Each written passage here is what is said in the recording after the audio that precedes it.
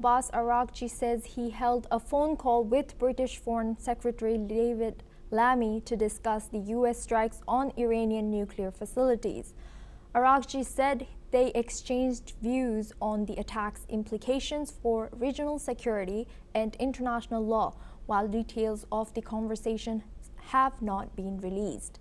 Iran continues to push for diplomatic condemnation of the strikes and is seeking international support through the UN Security Council.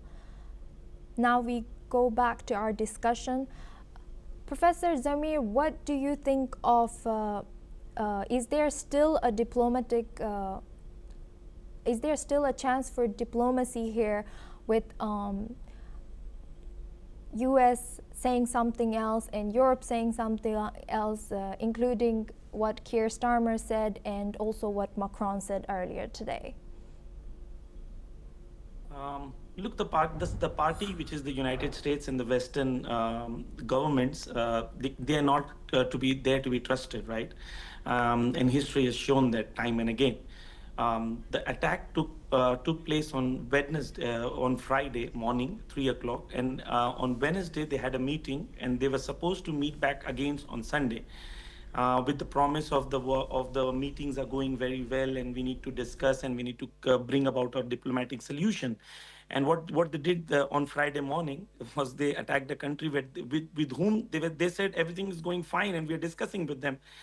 So it's nice to say, like words like, oh, we need to sit back, and we throw the concept of justice out of the window and we just talk about peace.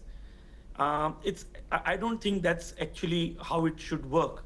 The problem in the Middle East or the West Asia is the American presence. They have so many air bases. Why should America be present in the Middle East? The question is very simple. Why does America use all the Middle East resources? That is the problem. Why is it that one country is allowed to break all international laws, and then you say, oh, Iran is also doing it, and Iran? Okay, let's talk facts. Okay, you discussed about Iran breaking international law. Which international law did Iran break? Point number one. Point number two, about talking about proxies. Okay, let's start one by one. Okay, because there's not enough time, but I can speak about every country that you're talking about as proxy. For example, what was created first? Did Israel first invade in Lebanon, or Hezbollah was created first? It was Israel invaded in Lebanon, and after that a political freedom movement called Hezbollah was created. Similarly, it was occupation first and then the resistance started. And then you create a blanket statement and say, oh, they're supporting the proxies, and all the freedom movements, whatever the freedom movements might exist, you equate them to what? Terrorism. That's not right. You need to clearly differentiate. ISIS is a terrorist organization. ISIS has deep relations with Israel. There are video evidence of Netanyahu meeting injured soldiers from ISIS. The video is available on YouTube, where he's speaking to the soldiers of ISIS. The former defense minister of Israel, speaking to Mehdi Hassan, clearly stated that we support ISIS. We support. So when it is safer for you, you come and support terrorism. When it is safer for you, you come and support Taliban and create terrorism in the Middle East. You fund terrorism in the Middle East. And then when it blows out of your hand, then you say, oh, terrorism is very bad. And Iran is the creator of terrorism. Absolute nonsense. So, I mean, why? If you look at the entire scenario, there are two poles right now in the world. One is the imperialist pole, and all the Middle East countries are subservient to the Middle East, to the American interest. They're there to bow down to the American interest. And then there are few who say, no, we are not going to bow down to the American interest. That is the problem. The problem is Iran has lots of natural resources, and they want Iran to submit to them. And all these nuclear treaty and nuclear bomb, all these things are absolute nonsense. Let me answer one more point, which both of my friends or my senior guests have mentioned about death to Israel. Okay, in India also, they say Murdabad. Murdabad means is you do not agree with somebody. Well, let me explain you word by word what Ayatollah Khamenei himself said. What do you mean by death to America or death to Israel? He clearly stated we do not have any enmity with the people of America. This is the statement. The videos and the tweets are available.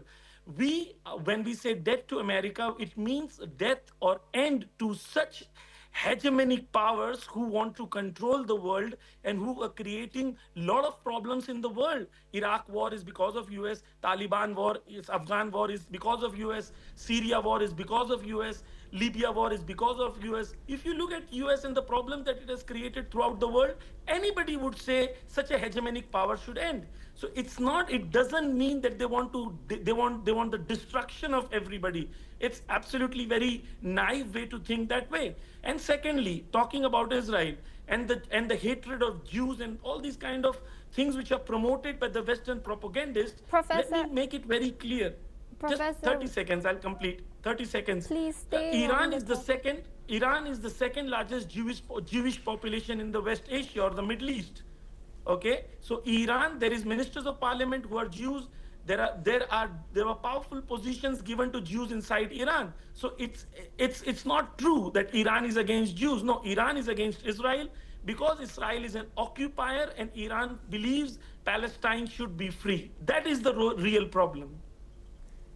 Thank you very much to all our guests, Sir Raymond Vickery and Sir Spencer Clitchery and Professor Zamir Abbas Jafri for joining us and sharing your expertise in this ongoing situation.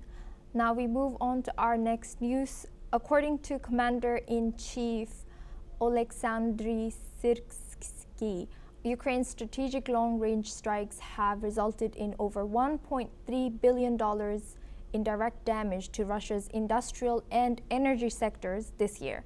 The total economic impact, including indirect losses from disrupted logistics, shutdown of facilities, and supply chain interruptions, is estimated to exceed $10 billion. These strikes form a core part of Ukraine's deep strike strategy aimed at undermining Russia's war-fighting capabilities. Concurrently, Ukraine's air defense efforts continue to make progress. The military reports that approximately 82% of Shahed-type drones launched by Russia are being successfully intercepted.